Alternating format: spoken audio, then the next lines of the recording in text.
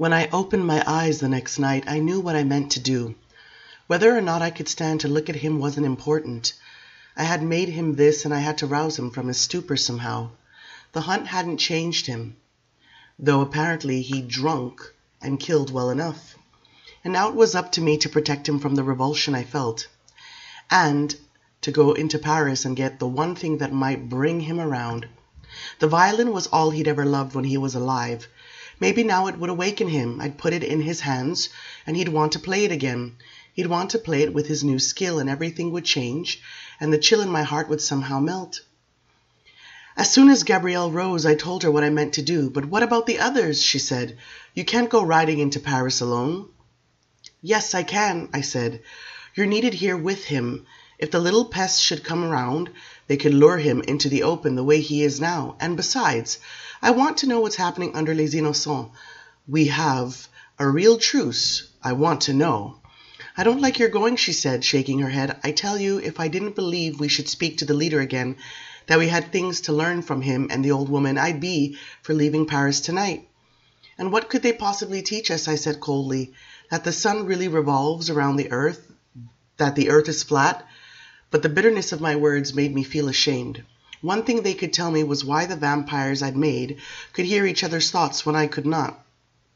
But I was too crestfallen over my loathing of Nicky to think of all these things.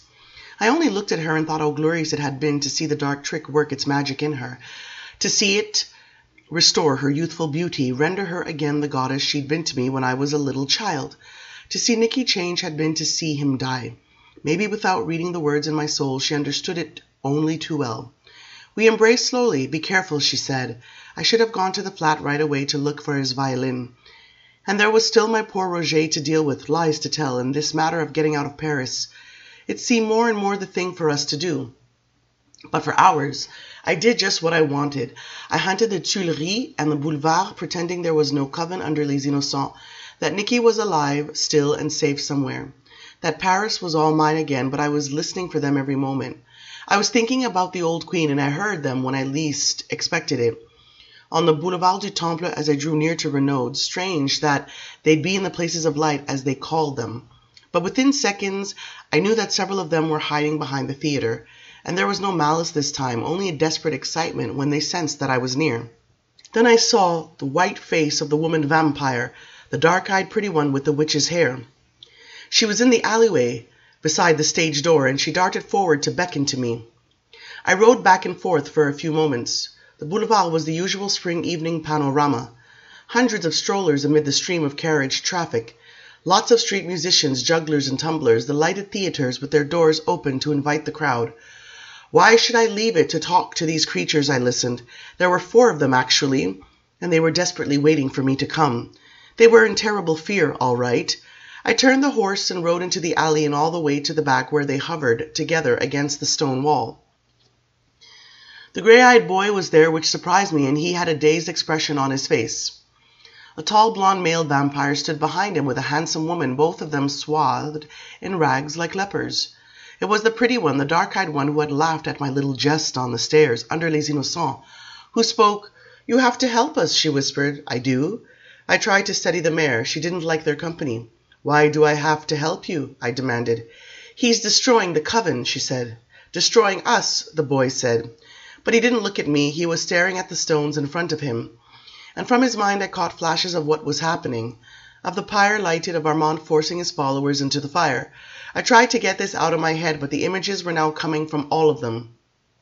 The dark-eyed pretty one looked directly into my eyes as she strove to sharpen the pictures, Armand swinging a great charred beam of wood as he drove the others into the blaze, then stabbing them down into the flames with the beam as they struggled to escape. "Good Lord, there were 12 of you," I said. "Couldn't you fight?" "We did, and we are here," said the woman. "He burned 6 together, and the rest of us fled. In terror, we sought strange resting places for the day. We had never done this before, slept away from our sacred graves. We didn't know what would happen to us, and when we rose, he was there. Another 2 he managed to destroy. So we are all that is left. He has even broken open the deep chambers and burned the starved ones. He has broken loose the earth to block the tunnels to our meeting place." The boy looked up slowly. "You did this to us," he whispered. "You have brought us all down." The woman stepped in front of him. "You must help us," she said. "Make a new coven with us. Help us to exist as you exist." She glanced impatiently at the boy. "But the old woman, the great one?" I asked. "It was she who commenced it," said the boy bitterly. "She threw herself into the fire. She said she would go to join Magnus. She was laughing. It was then that he drove the others into the flames as we fled." I bowed my head. So she was gone. And all she had known and witnessed had gone with her. And what had she left behind but the simple one, the vengeful one, the wicked child who believed what she had known to be false? "You must help us," said the dark-eyed woman. "You see, it's his right as coven master to destroy those who are weak, those who can't survive. He couldn't let the coven fall into chaos," said the other woman vampire who stood behind the boy.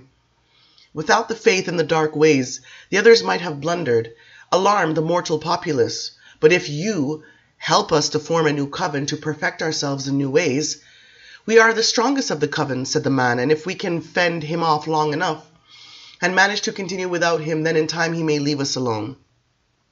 "He will destroy us," the boy muttered. "He will never leave us alone. He will lie in wait for the moment when we separate." "He isn't invincible," said the tall man, "and he's lost all conviction. Remember that." "And you have Magnus's tower, a safe place," said the boy despairingly as he looked up at me. "No, that I can't share with you," I said. "You have to win this battle on your own." "But surely you can guide us," said the man. "You don't need me," I said. "What have you already learned from my example? What did you learn from the things I said last night?" "We learned more from what you said to him afterwards," said the dark-eyed woman. "We heard you speak to him of a new evil. An evil for these times, destined to move through the world in handsome human guise." "So take on the guise," I said. "Take the garments of your victims, and take the money from their pockets, and you can then move among mortals as I do. In time, you can gain enough wealth to acquire your own little fortress, your secret sanctuary. Then you will no longer be beggars or ghosts." I could see the desperation in their faces, yet they listened attentively. "But our skin, the timbre of our voices," said the dark-eyed woman. "You can fool mortals. It's very easy. It just takes a little skill." "But how do we start?" said the boy dully, as if he were only reluctantly being brought into it. "What sort of mortals do we pretend to be?" "Choose for yourself," I said. "Look around you. Masquerade as gypsies if you will. That oughtn't to be too difficult. Or better yet, mummers." I glanced towards the light of the boulevard. "Mummers," said the dark-eyed woman with a little spark of excitement. "Yes. Actors, street performers, acrobats. Make yourselves acrobats. Surely you've seen them out there. You can cover your white faces with grease paint, and your extravagant gestures and facial expressions won't even be noticed.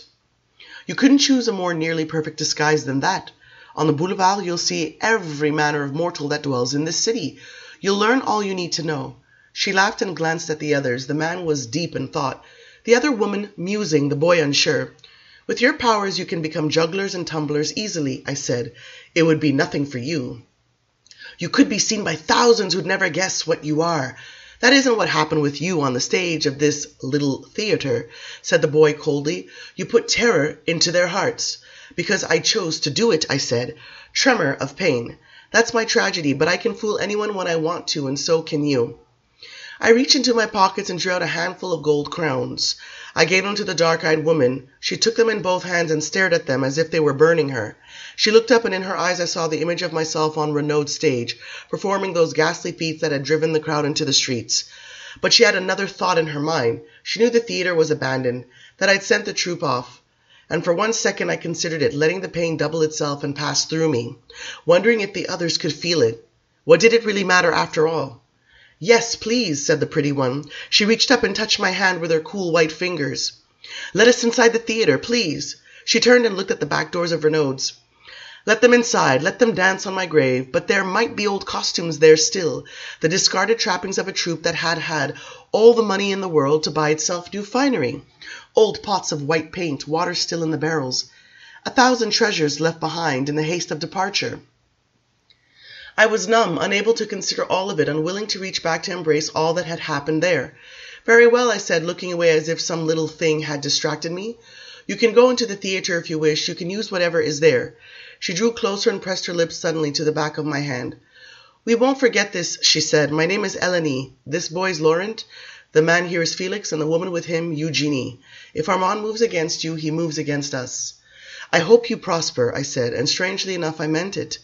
I wondered if any of them, with all their dark ways and dark rituals, had ever really wanted this nightmare that we all shared.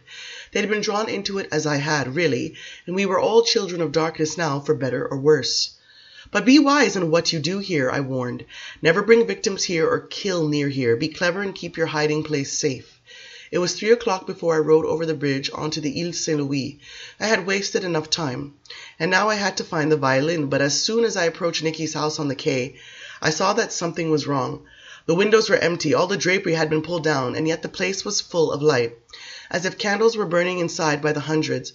Most strange, Roger couldn't have taken possession of the flat yet. Not enough time had passed to assume that Nicky had met with foul play. Quickly I went up over the roof and down the wall to the courtyard window, and saw that the drapery had been stripped away there too. And candles were burning in all the candelabra and in the wall sconces, and some were even stuck in their own wax on the pianoforte and the desk.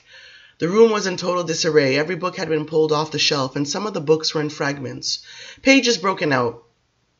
Even the music had been emptied sheet by sheet onto the carpet, and all the pictures were lying about on the tables with other small possessions, coins, money, keys. Perhaps the demons had wrecked the place when they took Nicky, but who had lighted all these candles? It didn't make sense. I listened. No one in the flat, or so it seemed, but then I heard not thoughts, but tiny sounds. I narrowed my eyes for a moment, just concentrating, and it came to me that I was hearing pages turn and then something being dropped. More pages turning, stiff, old parchment pages. Then again the book dropped. I raised the window as quietly as I could. The little sounds continued, but no scent of human, no pulse of thought. Yet there was a smell here, something stronger than the stale tobacco and the candle wax. The smell the vampires carried with them from the cemetery soil. More candles in the hallway, candles in the bedroom, and the same disarray. Books open as they lay in careless piles, the bedclothes snarled, the pictures in a heap, cabinets empty, drawers pulled out. And no violin anywhere, I managed to note that, and those little sounds coming from another room. Pages being turned very fast, whoever he was. And of course I knew who he had to be. He did not give a damn that I was there. He had not even stopped to take a breath. I went farther down the hall and stood in the door of the library and found myself staring right at him as he continued with his task. It was Armand, of course, yet I was hardly prepared for the sight he presented here. Candle wax dripped down the marble bust of Caesar, flowed over the brightly painted countries of the world globe.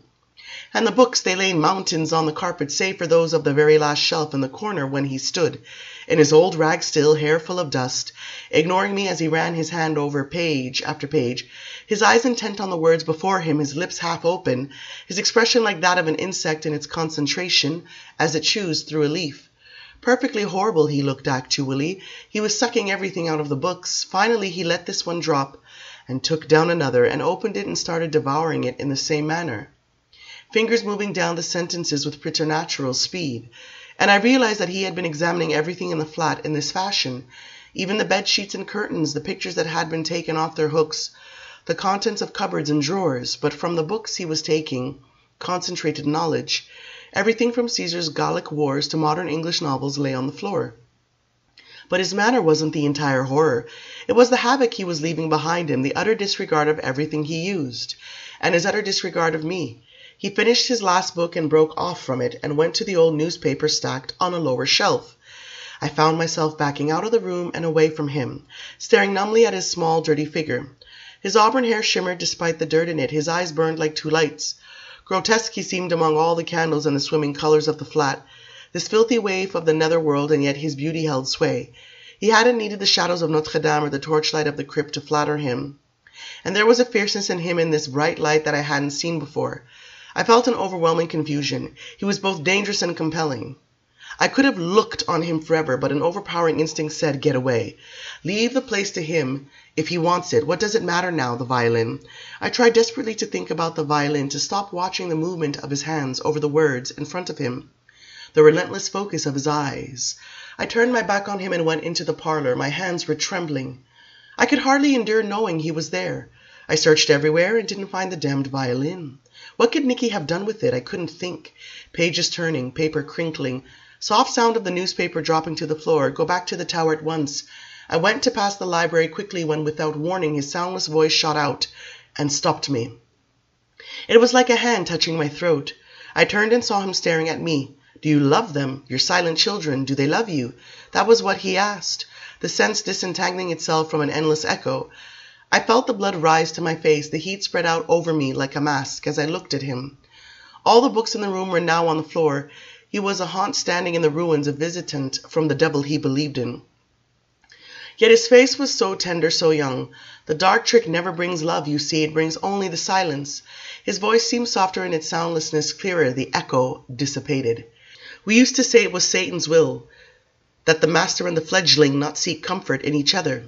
It was Satan who had to be served after all. Every word penetrated me. Every word was received by a secret, humiliating curiosity and vulnerability. But I refused to let him see this. Angrily I said, "What do you want of me?" It was shattering something to speak. I was feeling more fear of him at this moment than ever during the earlier battles and arguments. And I hate those who make me feel fear, those who know things that I need to know, who have that power over me. "It is like not knowing how to read, isn't it?" he said aloud. "And your maker, the outcast Magnus, what did he care for your ignorance? He did not tell you the simplest things, did he?" Nothing in his expression moved as he spoke. "Hasn't it always been this way? Has anyone ever cared to teach you anything?" "You're taking these things from my mind," I said. I was appalled. I saw the monastery where I'd been as a boy, the rows and rows of books that I could not read. Gabrielle bent over her books, her back to all of us. "Stop this," I whispered. It seemed the longest time had passed. I was becoming disoriented. He was speaking again, but in silence. "They never satisfy you, the ones you make." In silence, the estrangement and the resentment only grow. I willed myself to move, but I wasn't moving. I was merely looking at him as he went on. "You long for me, and I long for you, and we alone in all this realm are worthy of each other. Don't you know this?" The toneless words seemed to be stretched, amplified, like a note on the violin drawn out forever and ever. "This is madness," I whispered. I thought of all the things he had said to me and what he had blamed me for, the horrors the others had described, that he had thrown his followers into the fire. "Is it madness?" he asked. "Go then to your silent ones. Even now they say to each other what they cannot say to you." "You're lying," I said, "and time will only strengthen their independence. But learn for yourself. You will find me easily enough when you want to come to me. After all, where can I go? What can I do? You have made me an orphan again." "I didn't," I said. "Yes, you did," he said. "You did it. You brought it down. Still, there was no anger, but I can wait for you to come. Wait for you to ask the questions that only I can answer." I stared at him for a long moment. I don't know how long. It was as if I couldn't move, and I couldn't see anything else but him, and the great sense of peace I'd known in Notre Dame, the spell he cast, was again working. The lights of the room were too bright. There was nothing else but light surrounding him, and it was as if he were coming closer to me and I to him, yet neither of us was moving. He was drawing me towards him. I turned away stumbling, losing my balance. But I was out of the room. I was running down the hallway, and then I was climbing out of the back window and up to the roof. I rode into the Ile de la Cité as if he were chasing me. And my heart didn't stop its frantic pace until I had left the city behind. Hell's bells ringing, the tower was in the darkness against the first glimmer of the morning light. My little coven had already gone to rest in their dungeon crypt. I didn't open the tombs to look at them, though I wanted desperately to do it, just to see Gabrielle and touch her hand. I climbed alone towards the battlements to look out at the burning miracle of the approaching morning. The thing I should never see to its finish again. Hell's bells ringing my secret music. But another sound was coming to me. I knew it as I went up the stairs, and I marveled at its power to reach me. It was like a song arching over an immense distance, low and sweet. Once years ago I had heard a young farm boy singing as he walked along the high road out of the village to the north. He hadn't known anyone was listening.